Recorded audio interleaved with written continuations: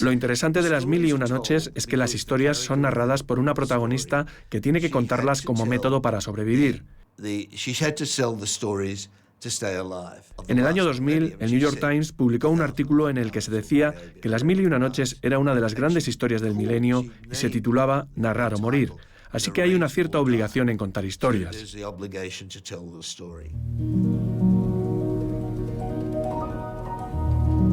Decía el escritor argentino Jorge Luis Borges que Las Mil y una noches es un libro en el que uno desea perderse. Un libro infinito, imposible de terminar, inagotable.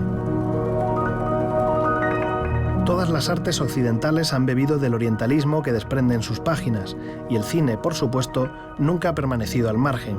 Más bien, ha buceado una y otra vez en sus sugerencias de estilo, evocaciones, intensa sensualidad y universo de símbolos inconscientes. De onde nascem as histórias? Dos desejos e medos dos homens.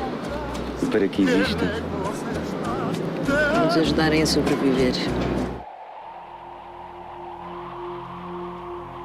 Pero quizás solo un cineasta ha logrado la más perfecta simbiosis con su estructura de cuento dentro de un cuento que a su vez contiene un nuevo cuento del que se extrae otro cuento, así hasta el infinito, como decía Borges. No por casualidad, este cineasta era también pensador y poeta mediterráneo, Pier Paolo Pasolini.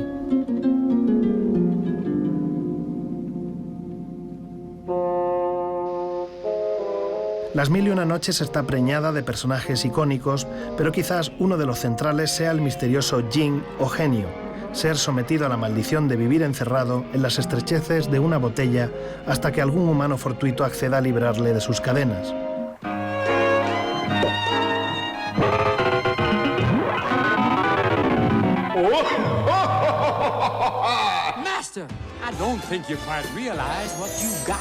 Ese misterioso personaje, propio de culturas preislámicas que popularizó Las Mil y una noches, tradicionalmente ha nutrido al cine infantil.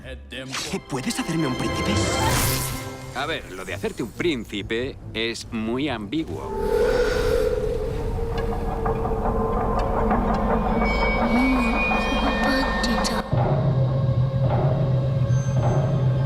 Y desde hace un tiempo también alguna pesadilla de terror, pero solo para dar pátina de novedad al mismo espíritu maligno de siempre, despistando por completo lo profundo de su simbología.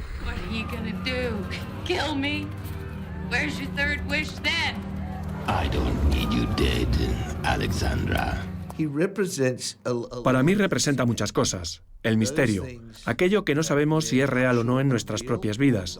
Incluso cuando conoces a una persona, hay un nivel de misterio dentro de sí y queremos conectar con eso. Y de otro lado, tiene una característica eterna, esencialmente inmortal, que es su propia vulnerabilidad. Representa a la humanidad con todas sus paradojas.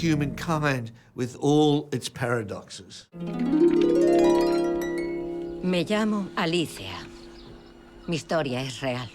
En 3000 años esperándote, el director australiano George Miller recupera ese mito, lo trae al siglo XXI e imagina a una curiosa escritora que compra un pequeño frasco en un bazar de Estambul. Una vez en la habitación de su hotel, en su amada soledad, surge la magia.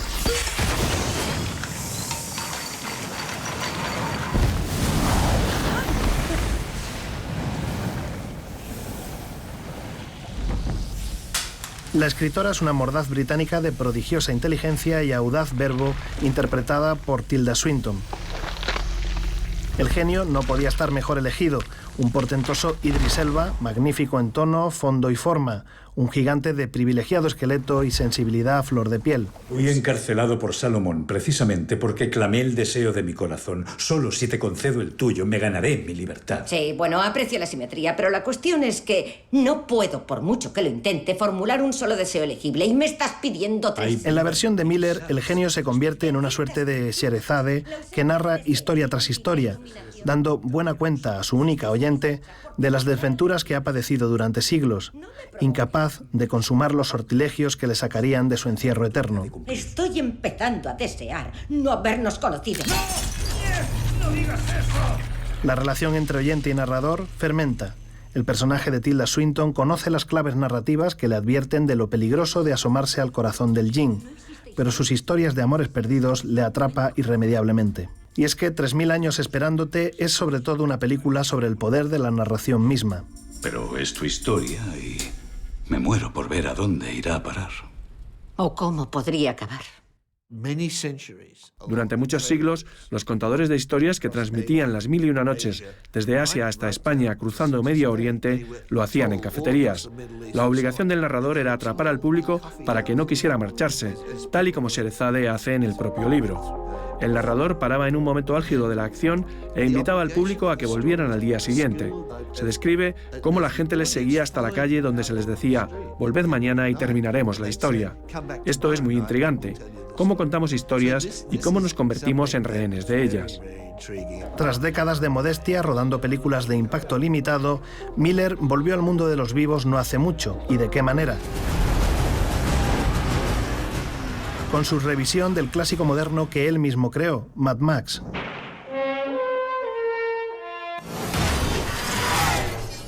Mad Max, Furia en la carretera, se apoderó de medio mundo demostrando que quien tuvo retuvo y que el pulso de un genuino narrador puede flaquear, permanecer en hibernación durante décadas, pero nunca morir del todo, como el genio en la botella. Esto se consolida en 3000 años esperándote, en la que además no escoge el camino de la acción acrobática. Por supuesto hay un universo de fantasía, pero en el fondo es una película de personajes y diálogos, tan libre que solo puede conquistar nuestra admiración por todos los riesgos que asume.